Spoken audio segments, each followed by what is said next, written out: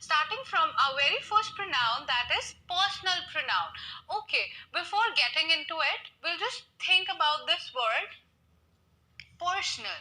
What do you think personal is? Personal is something related to a person, that is something very personal. Okay, so pronouns that take place or thing is called personal pronouns. Okay, they can be either singular or plural. These are some things that you need to remember about personal pronouns. The way I have used the word he, she, it. Okay, we use personal pronouns depending upon what? There are certain things. We will just read one by one. What are the things on which these are dependent, the personal pronouns? Okay.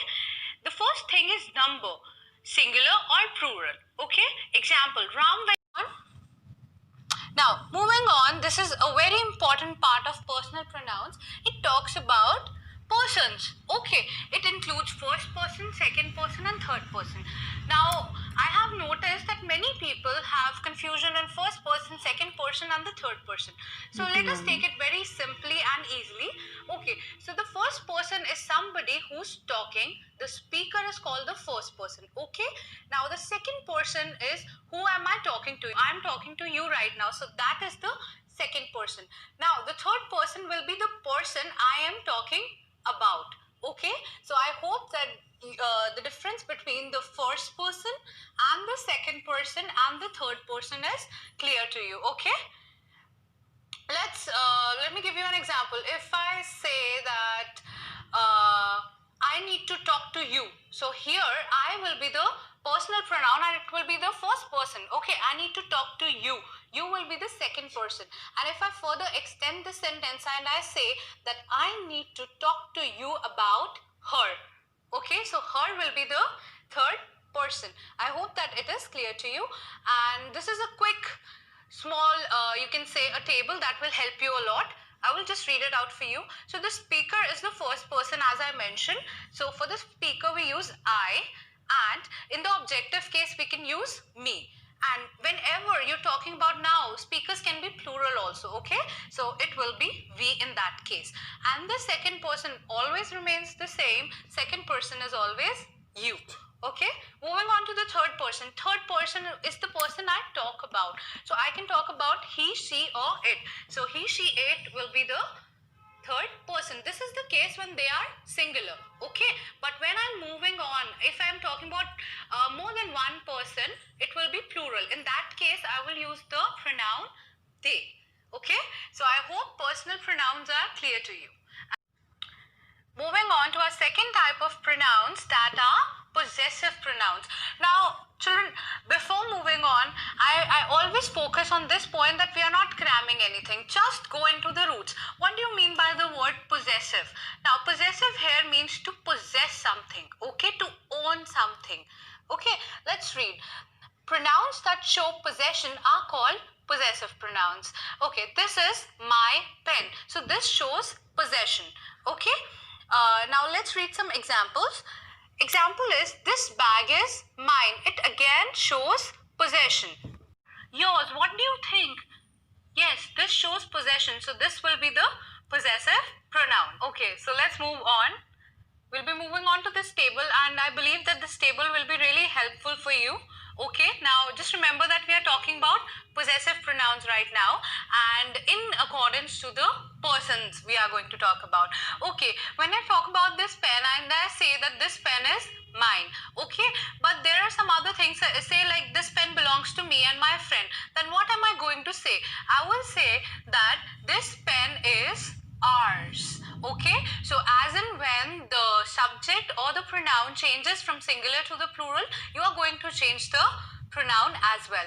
Okay, and in this second pronoun we are going to use ours and yours. Okay, this house is ours, that house is yours. Okay, so the third person, his, hers. Okay, you find something let's say you found a purse that is left somewhere and you're asking everybody whose purse is this, and then somebody pops up and says that this purse is hers. So again you use the word hers here.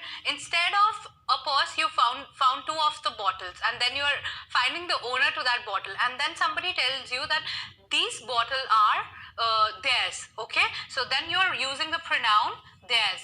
So I hope that this is clear to you about the possessive pronouns and their usage. Pronoun, that is demonstrative pronoun. Again, before moving on, we'll talk about the word demonstrative. It comes from a word that says demonstrate. Demonstrate means to show. Okay, so let's read. It says that a pronouns that are used to point out the object or objects are called demonstrative pronoun. As I said, the demonstrate means to show something. You are trying to show, okay, like demonstrate. For example, that is my bag. This is my car. So this and that both here are demonstrative pronoun. I'm showing that that is my thing, that belongs to me. Okay. So some examples are this, that, these and those. I hope that this is clear to you. And let's move forward. Some examples of demonstrative pronoun is that this is a beautiful dress. So here this will be a demonstrative pronoun. Are ripe mangoes, and I hope that this is clear to you guys that this we particularly use for single things. Okay, we're talking about one dress, so that is why we're using this is a beautiful dress, and those refers to plural. Okay, those are ripe mangoes. So here we use, let's say, this, that, those. Okay, so these are some examples of demonstrative pronouns. Moving on to our next type of pronouns, that is interrogative pronouns. Now, till now, I believe that you guys know the meaning of interrogative. Interrogative means to interrogate, means to ask questions. So the pronouns that are used to ask questions are called interrogative pronouns. Okay, so they are very simple. The pronouns that we use to ask question. Okay, let us look at some examples for that.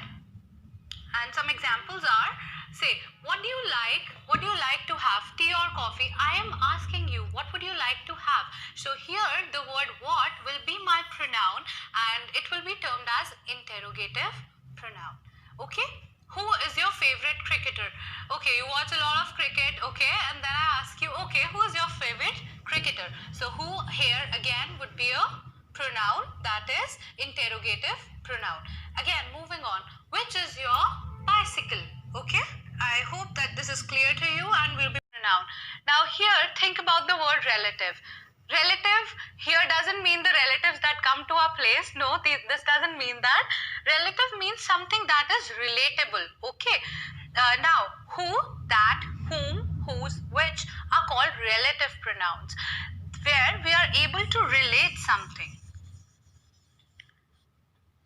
If I talk about something, let's say I'm talking about a dress and I say, you tell me that, ma'am, your dress looks really good.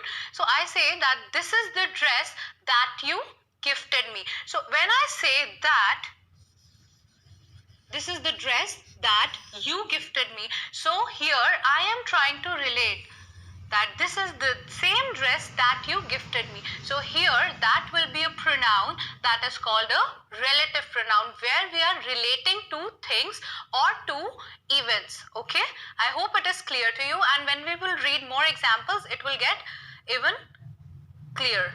You'll get a clear picture of it. Okay, so let's move on. Some examples of the same are, the girl who won the music competition is my best friend. Try to understand this. Here I'm talking about the girl.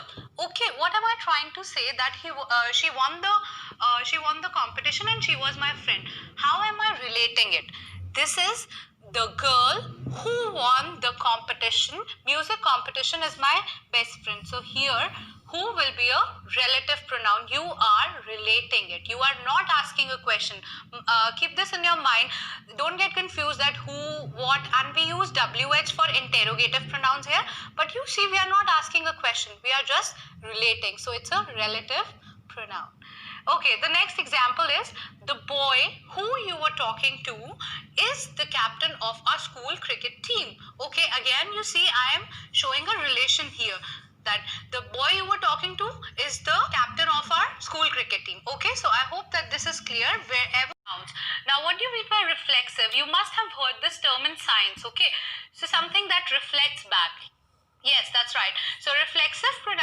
read the definition.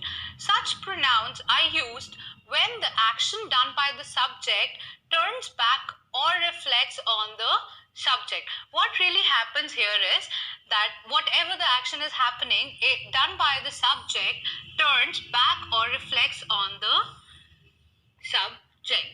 Okay, for example, let's say I cleaned my room myself.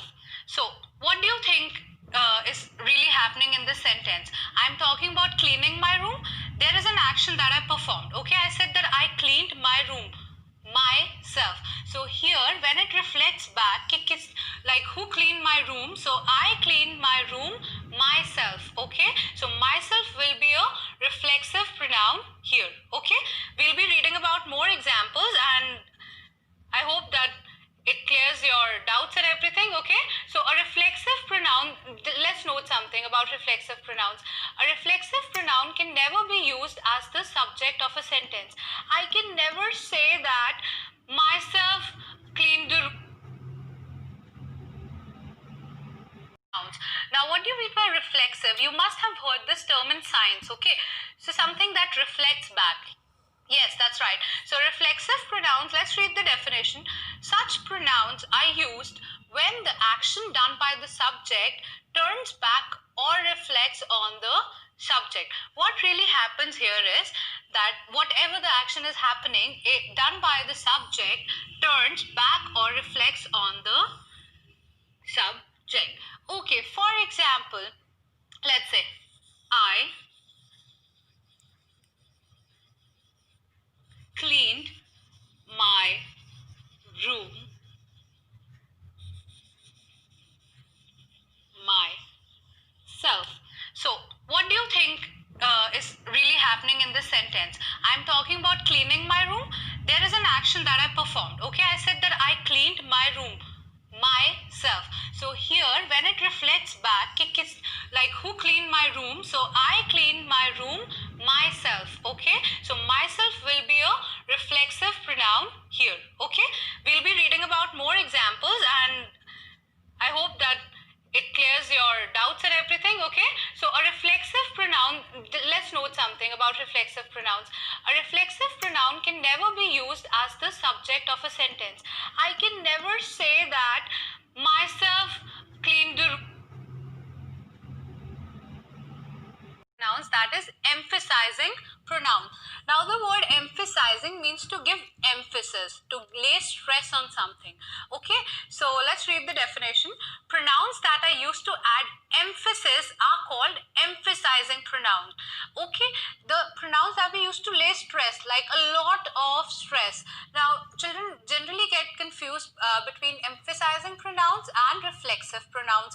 Why? Because they are mostly like each other. They are like, you know, the same words are used. For example, if I told you that I cleaned the room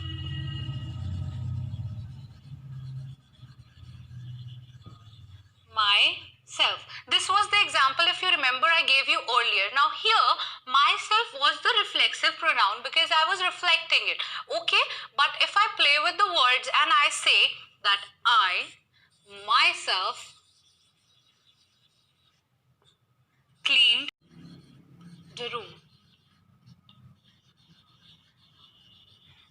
Now, what you need to do is you need to understand the difference between these two sentences. In the very first sentence, you will find that I am normally talking and I'm just telling you that I did it myself. But in the second sentence, if I say I myself cleaned the room, so here I am putting more emphasis and I'm laying more stress. So with the same word, if I lay more stress, that will be termed as emphasizing pronoun. So I hope that the difference is clear to you guys, and let's move on with some examples of the same. Now here it says that he himself should clean his room. Okay, so here you see that we are laying stress that he did that work. Okay, I myself completed all my work. Okay, so I clear to you. So this is all for today, and I hope that pronouns and its kinds are clear to you. We'll be meeting in our next video. Till then, take care. Bye-bye.